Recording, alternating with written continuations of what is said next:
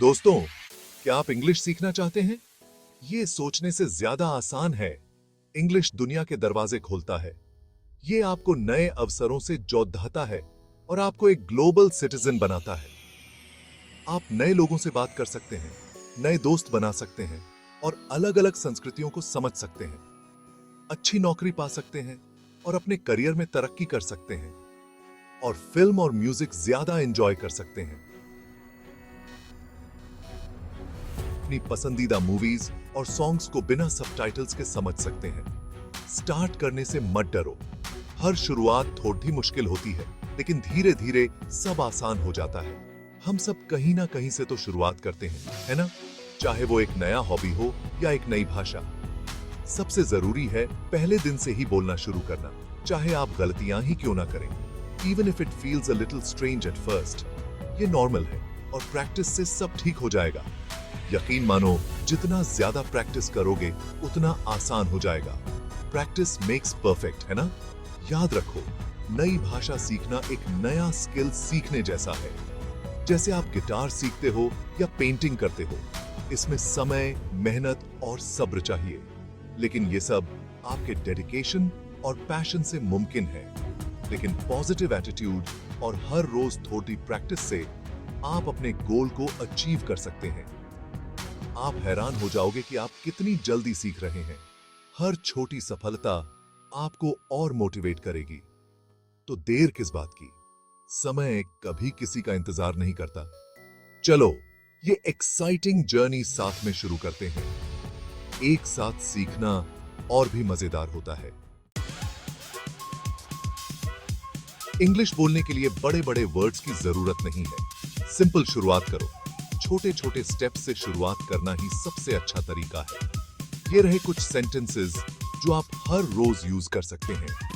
ये सेंटेंसेस आपको कॉन्फिडेंस देंगे और आपकी स्पीकिंग स्किल्स को इंप्रूव करेंगे। Hello, how are you? जब आप किसी से मिलते हैं, ये सिंपल ग्रीटिंग आपको बातचीत शुरू करने में मदद करेगा। माय नेम इज, अपना परिचय दो।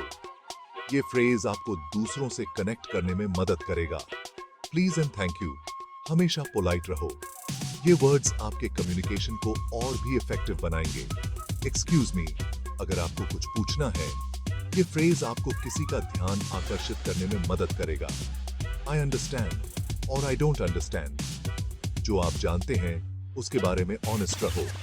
देखो, इजी, ये फ्रेजेस आपको क्लियर कम्युनिकेशन में मदद करेंगे। ये सिंपल फ्रेजेस आपके इंग्लिश स्टार्टर पैक जैसे हैं। इन्हें प्रैक्टिस करो और देखो कैसे आपकी इंग्लिश इंप्रूव होती है। Practice makes perfect. अब आप इन फ्रेजेस को कहां यूज कर सकते हैं? हर जगह। दुकान में पूछो, हाउ मच इज दिस? सड़क पर कहो, excuse me, where is the bus stop?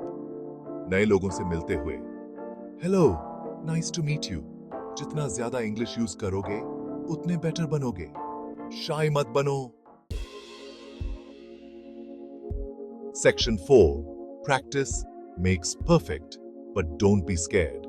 कहते हैं ना, प्रैक्टिस मेक्स परफेक्ट, और ये सच भी है। जब आप किसी भी नए कौशल को सीखने की कोशिश करते हैं तो शुरुआत में मुश्किलें आ सकती हैं, लेकिन निरंतर अभ्यास से आप उसमें निपुण हो सकते हैं। अच्छी खबर यह है, आपको प्रैक्टिस करने के लिए हर रोज किसी स्पेशल क्लास जाने की जरूरत नहीं है। आप अपने घर पर आराम से बैठकर भी अभ्यास कर सकते हैं। आपकी डेली लाइफ में इंग्लिश प्रैक्टिस करने के बहुत मौके हैं। जैसे कि आप अपने रोजमर्रा के कामों में इंग्लिश का उपयोग कर सकते हैं। शीशे में देखकर खुद से बात करो। इससे आपका आत्मविश्वास बढ़ेगा और आप अपनी गलतियों को सुधार सकते हैं।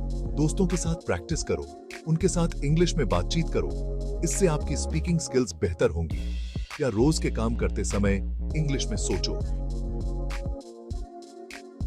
जैसे कि जब आप खाना बना रहे हो या सफाई कर रहे हो, अपने विचारों को इंग्लिश में व्यक्त करने की कोशिश करें। हर छोटी चीज मदद करती है। छोटे छोटे प्रयासों से ही बड़े बदलाव आते हैं। इसलिए डरे नहीं, बस अभ्यास करते रहें और आप देखेंगे कि आप कितनी जल्दी प्रगति कर रहे हैं। Section 5 listen up. इंग्लिश बोलना सीखना सिर्फ बात करने के बारे में नहीं है, ये सुनने के बारे में भी है। इंग्लिश मूवीज और टीवी शोज देखो, इंग्लिश म्यूजिक और पॉडकास्ट सुनो। ये सब आपको लैंग्वेज के साउंड्स और रिदम्स के साथ कंफर्टेबल बनाने में मदद करते हैं। आप खुद ब खुद नए वर्ड्स और फ्रेजेस सीख जाओगे। Section 6 don't be shy, make mistakes. जब कोई कुछ नया सीखता है तो गलतियां तो होती ही हैं।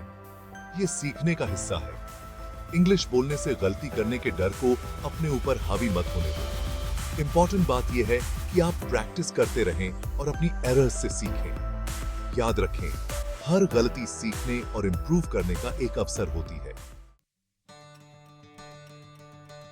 Section 7 keep going, you got this.